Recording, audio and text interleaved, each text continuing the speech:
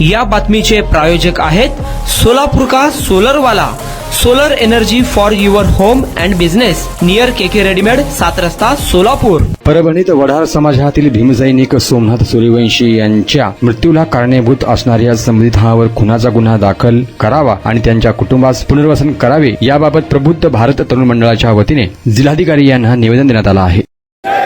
Doctor Babasaheb आंबेडकरांचा विजय असो. संविधानाचा अपमान करणारा समाजकंटकांचा धिक्कार असो. संविधानाचा अपमान करणारा समाजकंटकांचा धिक्कार असो. सोमनाथ सूर्यवंशीला न्याय मिळालाच पाहिजे. सोमनाथ सूर्यवंशीला न्याय मिळालाच पाहिजे. सोमनाथ सूर्यवंशीला न्याय मिळालाच पाहिजे. सोमनाथ सूर्यवंशीला न्याय मिळालाच पाहिजे. जय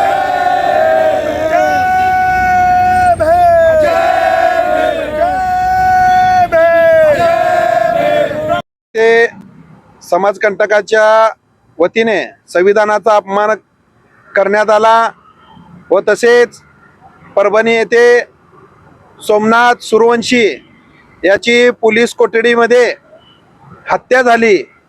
त्याच्या निषेधार्थ प्रबुद्ध भारत तरुण मंडळ पीबी ग्रुपच्या वतीने कार्यसम्राट आनंददादा चंदनशिवे यांच्या मार्गदर्शनाखाली आज सोलापूरचे जिल्हाधिकारी यांना निवेदन देण्यात आलेलं आहे. या निवेदनामध्ये आम्ही स्पष्ट मागणी केलेली आहे की परभणीमध्ये जे झालेलं आहे दलित समाजावर अन्याय अत्याचार, तो लवकरात लवकर त्याची CID चौकशी करून दोषींवरती कठोरात कठोर कारवाई करून व त्याच्यावरती गुन्हे दाखल करावे अशा मागणीचं निवेदन आम्ही माननीय जिल्हाधिकाऱ्याला यांना देण्यात आलेलं आहे.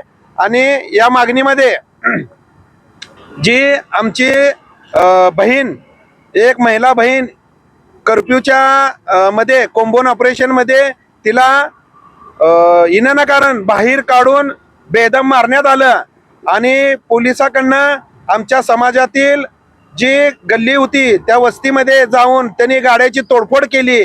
त्याचे व्हिडिओ सोशल मीडियावर व्हायरल होत आहे. आणि एक भीमसैनिक आंदोलन करत असताना पोलीस प्रशासन त्याला ताब्यात घेत असताना एक कुठला समाजकंटक येऊन त्याला बांबून मारहाण केला. त्याचंही निवेदन असे जवळपास 5 मागणीचं निवेदन आम्ही जिल्हाधिकाऱ्याला दिलेलं आहे. लवकरात लवकर जिल्हाधिकाऱ्यांनी आमचं म्हणणं आहे जे शासन दरबारी पाठवून त्याच्यावर योग्य ती कठोरात कठोर कारवाई करून याच्यावर CBI चौकशी बसवावी अशा मागणीचं निवेदन आम्ही जिल्हाधिकाऱ्याला दिलेलं आहे. जर ही लवकरात लवकर कारवाई नाही झाली तर प्रबुद्ध भारत तरुण मंडळ पीबी ग्रुपच्या वतीने कार्यसम्राट आनंददादा चंदनशिवे यांच्या वतीने संबंध महाराष्ट्रामध्ये जनक्रांतीचं आंदोलन आम्ही उभा केल्याशिवाय राहणार नाही. या ठिकाणी प्रबुद्ध भारत तरुण मंडळाचे कार्यकर्ता म्हणून या ठिकाणी आम्ही माननीय आनंददादा चंदनशिवे यांच्या प्रमुख मार्गदर्शनाखाली परभणी येथील झालेल्या घटनेच्या निषेधार्थ या ठिकाणी जिल्हाधिकारी कार्यालय या ठिकाणी निवेदन दिलेलं आहे. जो सोमनाथ सूर्यवंशी न्यायालयीन कोठडीमध्ये असताना त्याची जी हत्या झाली आहे त्या हत्येकऱ्यांना